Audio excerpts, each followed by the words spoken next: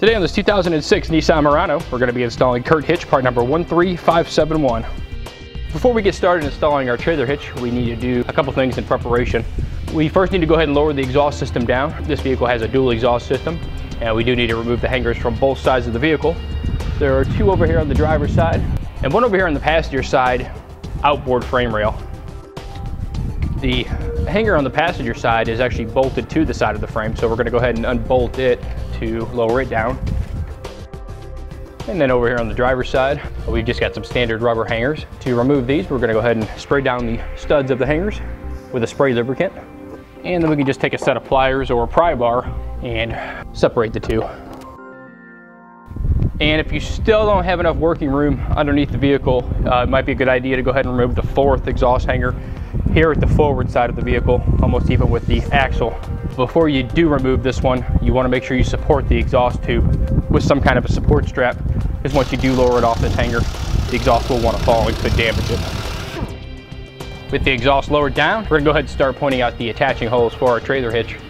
Over here on the passenger side, you can see at the rear of the frame, we've got two existing weld nuts. These are going to provide our two attaching points over here on the passenger side. And then over here on the driver's side, we're actually going to have three attaching points. The one weld nut here at the rear of the frame, and then two here at the forward side, which currently have bolts in them that are holding up the tow hook over here on the driver's side. So we will need to remove the tow hook from the driver's side here. That will consist of these two bolts here at the bottom, and then two more here on the inboard side.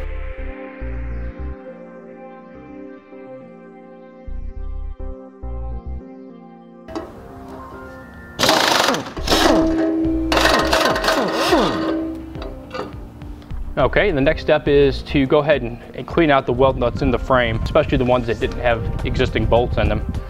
Any vehicle that's seen at least one winter is going to have some road grime and corrosion built up inside the existing weld nuts. So it's a good idea to thoroughly clean them out first.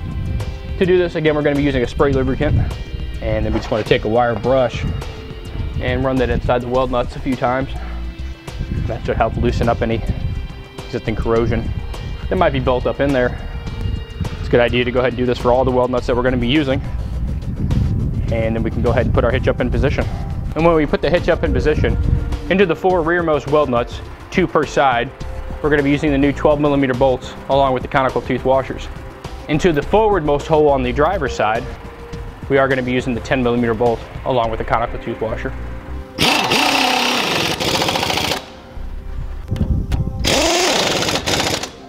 And now that we've got all the hardware up in position, we can go ahead and start torquing our bolts down. You want to verify with the directions the specific torque rating for each of the bolts.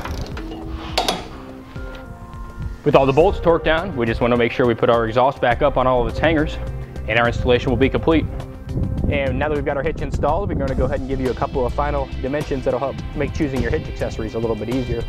From the top of the receiver tube opening to the ground is going to measure 14 5/8 inches, and from the center of the pinhole to clear the rear edge of the bumper is going to measure approximately 6 inches. This will conclude the installation of CURT hitch part number 13571 on a 2006 Nissan Murano.